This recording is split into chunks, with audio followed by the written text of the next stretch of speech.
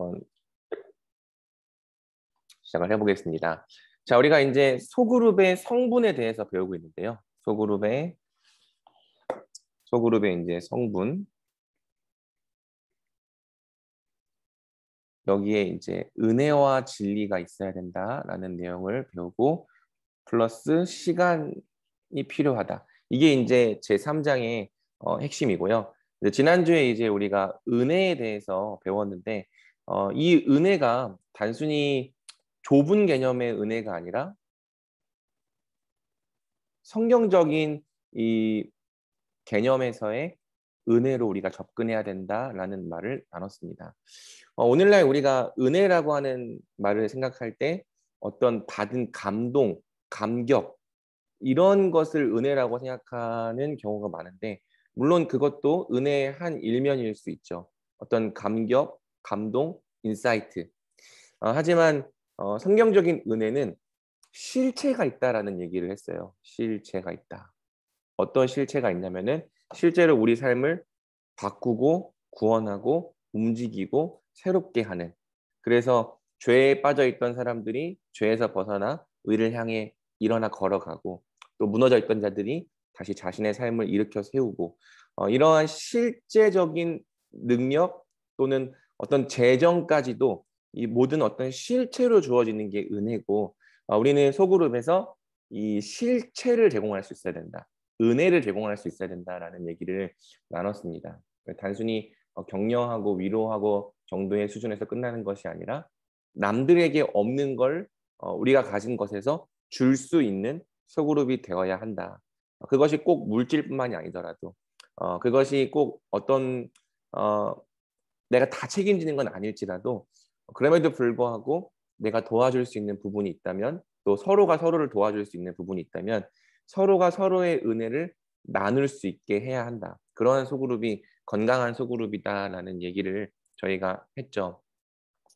그래서 제가 이제 요거를 좀 더 심화적으로 보기 위해서 웨스트민스터 신앙 고백서를 잠깐 가져와서 이 부분을 좀 읽어보겠습니다. 성도의 교제에 관해서 살펴보는 이제 웨스트민스터 신앙 고백서 제26장인데요.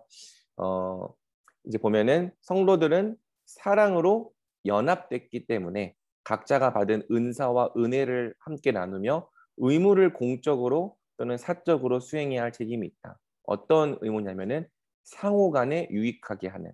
어떤 상호 간의 유익이냐면 내적으로나 이제 외적으로나. 그리고 신앙 고백에 있어 성도들은 거룩한 친교와 교통함을 계속 유지하도록 묶여져 있다. 예배와 영적 봉사와 상호 덕을 세우는 영적 봉사, 그렇죠? 물질로 서로 돕는 일, 또 그들의 각양 능력들과 필요에 따라 서로 돕는 일들을 행하도록 묶여져 있다. 그래서 이 성도의 교제에서 이제 얘기하는 것처럼 하나님께서 우리 인생을 세우시는 은혜의 많은 부분이 하나님께서 직접 주시기도 하지만 많은 부분이 성도들의 교제를 통해 나누어지게 하셨다는 것이 계속 제가 강조하고 있는 소그룹의 중요한 핵심이에요. 우리가 하나님의 사람으로 온전하게 설 수 있도록 필요한 어떤 지혜, 능력, 지식, 좀 더 세부적으로 나가서는 어떤 자기를 관리하는 이런 어떤 능력, 또 어떤 이 죄에 대한 부분, 중독 이런 부분들까지도 사실은 단순히 신비적인 은혜에 의해서 다결되는 것이 아니라 우리가 함께 모이는 성도의 교제 안에서 서로가 붙들어주고 격려해주고 또 지적해주고 위로해주고 감시자가 되어줌으로써 하나님께서 서로가 서로에게 베푸시는 은혜가 있다는 거죠. 그래서 이것을 좀 더 총체적으로 이해하면서 우리의 소그룹이 단순히 이 어떤 느낌, 나눔 이 정도를 나누는 수준을 넘어서 정말 성도의 교제를 이루어 나가는 소그룹이 될 수 있도록 우리가 매주 힘써야 하는 겁니다. 자, 그러면 이제 오늘 우리는 진리에 대해서 좀 이제 보려고 하는데요. 자, 진리는 우리 삶을 구성하는 실체다. 진리는 이제 우리 삶의 양식이고 우리가 어떻게 생각해야 할지, 어떻게 말해야 할지, 어떤 방식으로 살아야 할지를 말해주는 우리 삶의 실체이죠. 그래서 기독교를 믿는다고 하는 것은 하나님의 진리대로 사는 삶이라고도 말할 수 있죠. 자, 이때 이 진리를 전달하는 것에 있어서 강단의 역할은 절대적이지만 없으면 안 돼요. 하나님은 이 항상 자기 백성에게 설교자를 주셨죠. 구약 시대에도 또 신약 시대에도 하나님의 말씀을 연구해서 선포하는 이 말씀 전파자를 주셨습니다. 그래서 강단의 역할은 절대적이지만 우리가 또 무엇을 간과하면 안 되냐면 설교와 교육으로만 진리가 전달되지 않는다는 거예요. 그리고 성경 자체는 하나님의 진리를 깨닫는 많은 길을 가르치고 있다는 거죠. 우리는 그분의 규례의 진리를 지식적으로 보고 습득할 뿐 아니라 그 기준에 비추어 내가 누구인가 하는 진리도 봐야 합니다. 그러니까 진리를 내 삶에, 나의 내면에, 나의 생각에, 나의 인격에 비추고 적용하는 이러한 과정도 우리 삶에 있어야 한다는 거고요. 그리고 진리를 향하여 잘하는 길이 무엇인지도 살펴봐야 하는 거고요. 또 교육과 설교가 우리 성장에 도움이 되듯 다른 경험들도 마찬가지다. 진리의 이 모든 면들이 우리 삶에 작용할 필요가 있으며 이때 소그룹이 그 훌륭한 장이 된다는 것. 이것이 이제 오늘 우리가 살펴보려고 하는 내용의 핵심입니다.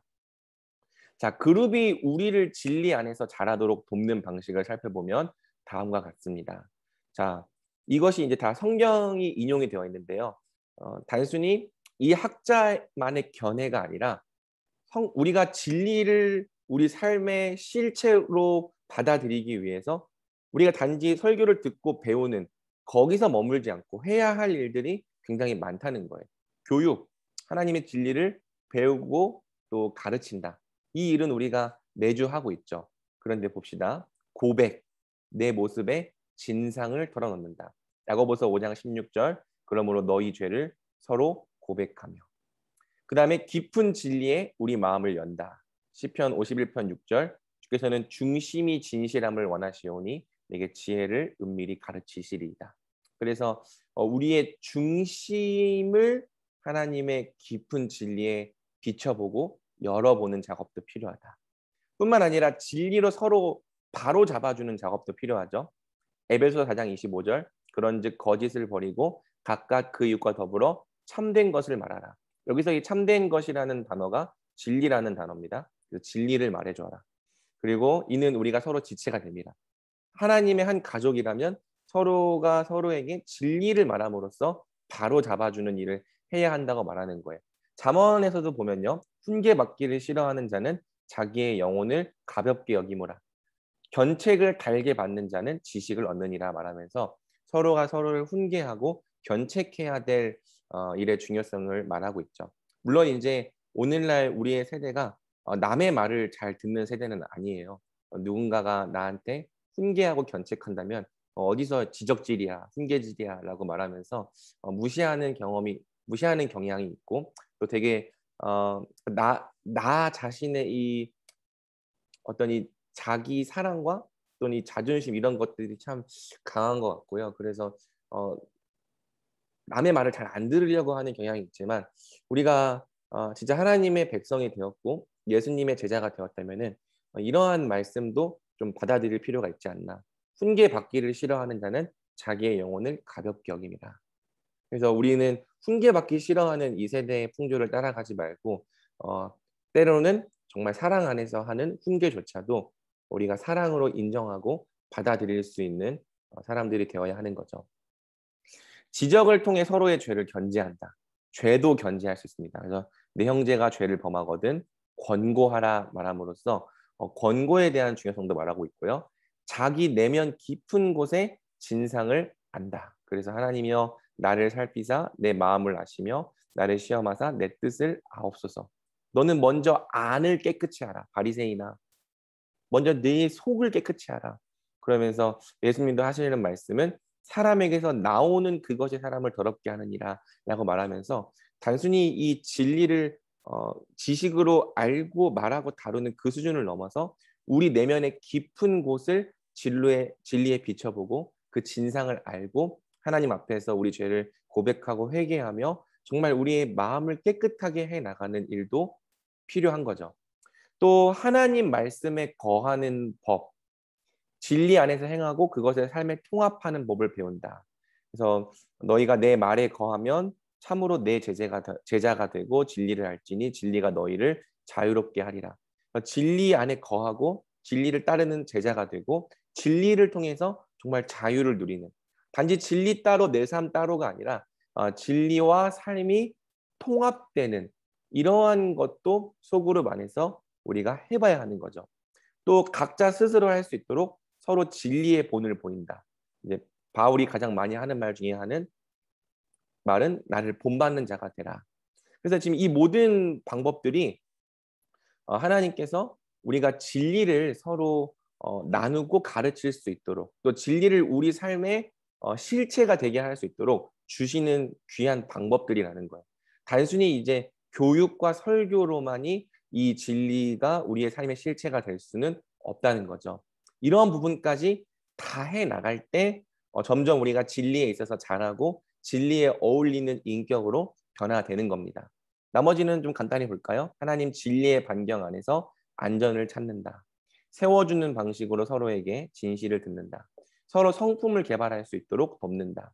슬퍼하고 치유받을 수 있도록 고통의 진상을 털어놓는다. 이건 읽어볼까요? 그래서 즐거워하는 자들과 함께 즐거워하고 우는 자들과 함께 울라. 이러한 일들도 사실은 소그룹 안에서 일어나는 거죠. 함께 더 긴밀히 연합되도록 정직히 마음을 연다.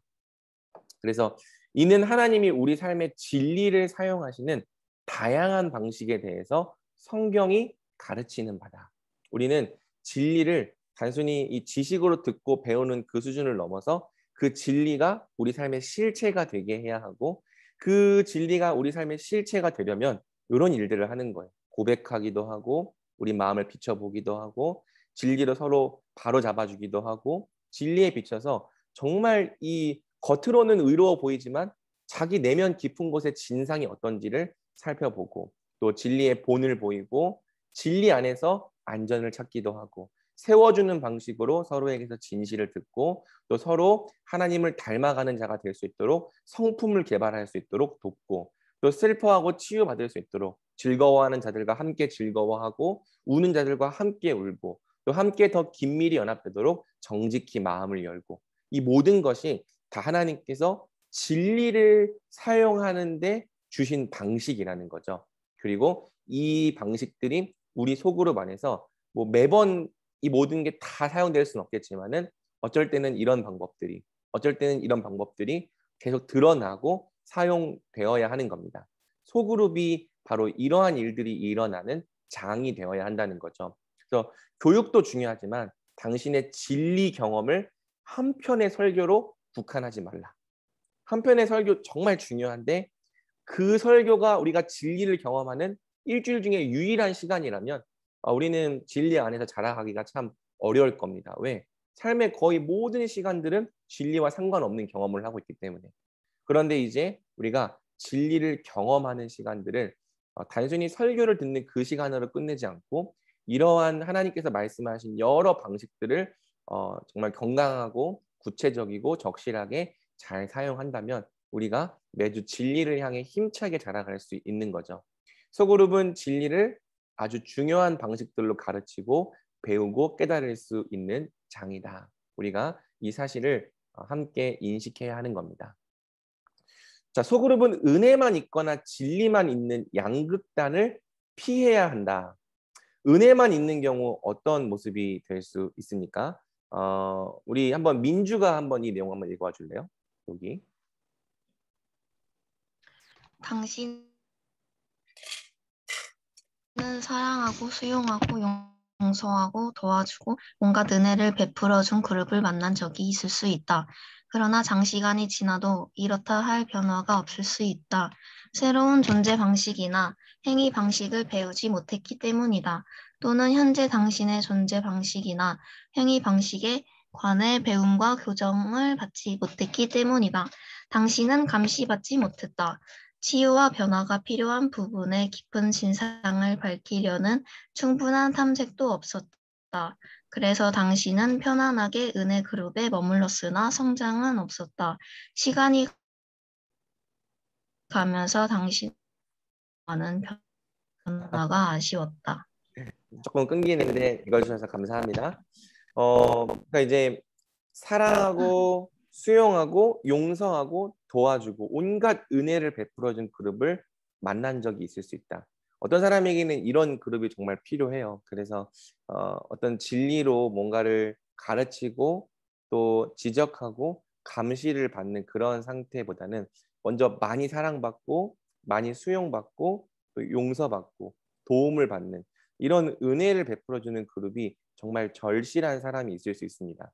그런데 이제 그 소그룹에 단지 그것만 있다면 문제가 뭐냐면 장시간이 지나도 이렇다 할 변화가 없을 수 있다는 거예요. 왜? 새로운 존재 방식이나 행위 방식, 삶의 방식을 배우지 못했기 때문이죠. 바꿔 말하면 우리 삶의 실체를 구성하는 진리의 어떠한 교정을 받지 못했기 때문입니다. 현재 당신의 존재 방식이나 행위 방식에 관해 배움과 교정을 받지 못했다.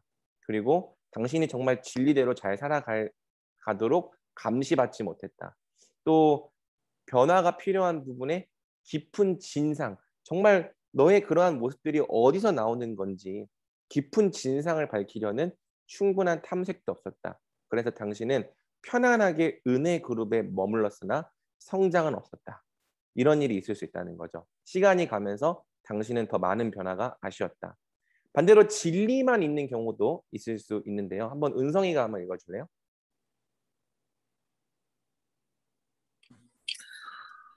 당신은 다른 그룹에 있을 수도 있다. 정반대인 진리 그룹이다. 당신은 지시와 감시와 지적과 틀린 규칙과 변화의 압력을 경험했다.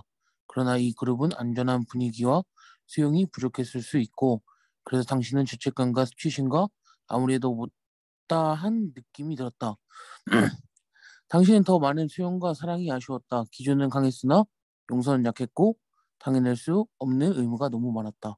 네, 감사합니다. 어떤 내용인지 이해가 되나요? 그러니까 진리만 제공되는 그룹. 그래서 항상 어떤 높은 기준만 제시되는 그룹을 경험했을 수 있다는 것. 지시와 감시와 지적과 틀과 규칙과 변화와 압력을 경험했다. 그래서 이제 뭐가 옳은 삶이다를 가르쳐주는 그러한 이 내용은 많이 있었는데 뭐가 없었습니까? 안전한 분위기, 괜찮아 하는 너 여기는 안전한 곳이야 라고 말해주는 어떤 이 사랑과 안전의 분위기가 없을 수도 있고요. 그 다음에 수용. 우리가 그렇게 못 살았을 때 괜찮아 그럴 수 있어. 하나님 그럼에도 불구하고 널 사랑하셔. 우리도 널 사랑해 라고 말하는 수용이 부족했을 수도 있고 그래서 이제 이러한 속으로 많이 있으면 뭘 느낍니까? 죄책감과 수치심. 그리고 아무리 내가 열심히 해도 다 하지 못했다고 느껴지는 정죄감과 실패감. 당신은 더 많은 수용과 사랑이 아쉬웠다. 기준은 정말 옳았는데, 기준은 강했는데 용서는 약했고 매주 당해낼 수 없는 의무가 너무 많았다. 그러니까 이것은 어떤 경우죠? 이 진리만 있는 경우. 은혜만 있는 경우도 문제가 되는데 진리만 있는 경우도 문제가 될 수 있다. 여러분의 소그룹은 좀 어느 쪽이 더 강한지 좀 살펴봐야 될 거예요. 우리 소그룹은 은혜만 있고 어떤 새로운 삶의 존재 방식이나 행위 방식을 제시해주는 진리가 없는 것 같다. 반대로 우리 소그룹은 무엇이 옳고 무엇이 하나님 말씀대로 살아가는 것인지에 대한 진리는 강한데 그렇게 살지 못하는 지체들에 대한 용서와 수용과 용납과 격려가 부족했다. 이러한 부분들을 점검해 볼 수 있겠죠. 자, 중요한 말을 저자가 하는데요. 예수님은 은혜와 진리의 동시구현이다. 우리 요셉 형제님이 한번 이 내용을 읽어주시겠어요? 뭔가 빠진 소그룹을 경험한 사람들이 너무 많다. 은혜와 진리를 공유한 그룹에서 볼 수 있는 성장다운 성장이 없었다. 다행히 하나님도 똑같은 생각을 하셨다. 더 정확히 말해 하나님이 곧 그 생각이었다. 그분 자신이 은혜와 진리의 결합이며 그 결합 안에서 우리는 치유를 얻는다. 요한은 그것을 이렇게 말했다. 율법은 모세로 말미암아 주신 것이요 은혜와 진리는 예수 그리스도로 말미암아 온 것이라. 아멘. 네, 그러면 은혜와 진리를 우리가 동시에 줄 수 있는가? 용서와 기준이 함께 있을 수 있는가? 그런데 성경은 굉장히 놀라운 얘기를 하는데요. 하나님 그분 자신이 은혜와 진리의 결합이시다. 특별히 예수 그리스도가 바로 은혜와 진리이시다라고 이야기를 하는 거죠. 왜 그런가? 예수님은 전폭적으로 자격 없는 호의다. 이 자격 없는 호의가 바로 은혜의 다른 뜻이죠. 자격 없는 자에게 주시는 호의, 어떠한 실제적인 도움. 그분은 자격 없는 우리를 사랑하시고 받으시고 도우신다. 사랑하시기 때문에 값없이 호의를 베푸신다. 예수님은 은혜라는 거예요. 동시에 예수님은 우리에게 진리도 주신다. 하나님의 진리, 우리가 마땅히 살아야 할 삶의 진리, 우리가 어떻게 살아야 되는지, 또 우리의 실체가 무엇이고 우리의 상태가 무엇인지에 대한 진리도 주신다. 예수님은 은혜이신 동시에 진리라는 거죠.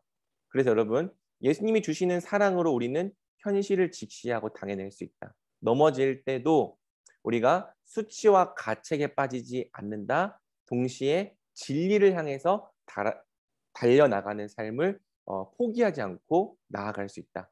자, 이 말이 저는 이 책에서 너무 참 은혜를 많이 받은 문장인데요. 제가 한번 읽어볼게요. 은혜와 진리를 함께 경험할 때 놀랍게도 우리는 기준과 친구가 될 수 있다. 이 당위가 어떻게 살아야 된다라고 말하는 그 기준과 당위가 내 삶을 정죄하는 심판관이 아니라 내 삶의 목표와 방향이 될 수 있다. 은혜가 있기에 우리는 비로소 말할 수 있다. 내게 변화가 필요한 부분을 알고 싶다. 그래서 존재와 행위가 나아지고 싶다. 내게 진리를 보여달라. 그 진리에 비추어 내 모습을 보여달라. 은혜가 있기 때문에 우리는 진리와 친구가 될 수 있다. 그러니까 만약에 은혜가 없다면, 진리만 있다면 너무 힘들 거예요. 왜냐하면 우리가 그 진리대로 살아갈 수 있는 어떤 삶의 의로움이 없기 때문이죠.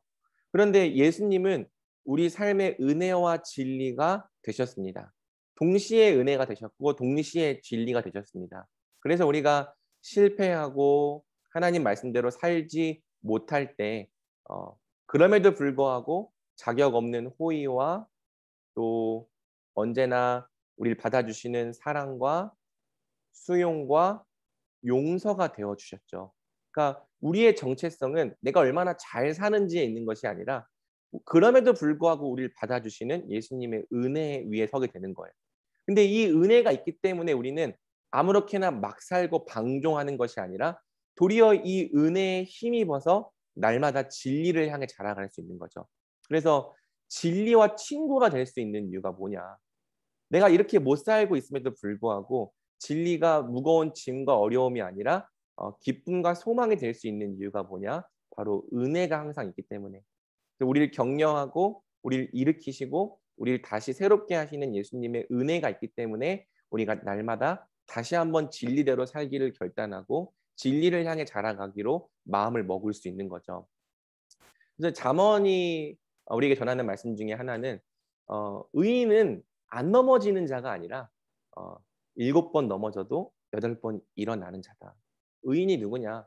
완벽하게 사는 사람이 성경이 말하는 그 의인이 아니라 넘어지고 또 넘어졌지만 그럼에도 불구하고 우리를 다시 일으키시는 하나님의 은혜를 힘입어서 다시 진리를 향해 자라가도록 일어나는 사람들이 하나님의 자녀고 하나님의 백성이고 하나님께서 귀하게 보시는 의인이라고 성경은 말하는 겁니다. 그래서 당신은 소그룹에 은혜와 진리를 다 줄 수 있다. 당신은 소그룹에 예수님을 줄 수 있다. 예수님이 바로 은혜이시며 동시에 진리가 되신다는 거죠. 요한복음 1장 14절 말씀이 육신이 되어 우리 가운데 거하심에 우리가 그 영광을 보니 아버지 독생자의 영광이요 은혜와 진리가 충만하더라. 아멘. 예수님 그 자체가 은혜이시고 진리이십니다. 그래서 우리가 소그룹에 다른 분이 아니라 예수님을 준다면 우리는 소그룹에 은혜와 진리를 함께 줄 수 있는 거죠. 당신의 모임에 하나님은 은혜와 진리로 임재하신다. 당신의 멤버들이 그분의 몸 안에서 하나님의 임재를 경험하도록 돕는 자다. 그들은 수용과 도움과 사랑과 관심과 지원과 용서를 통해 하나님의 은혜를 느낄 것이다. 그리고 기준과 감시와 원리와 현실과 정직한 자기 평가를 통해 하나님의 진리대로 살 것이다. 이 두 가지가 같이 제시되어야 한다. 어느 하나도 빠져서는 안 된다. 그룹 리더로서 당신은 다른 하나님이 보여지도록 힘써야 한다. 그래서 이 은혜와 진리가 둘 다 실현되는 그룹 경험을 창출해내야 한다.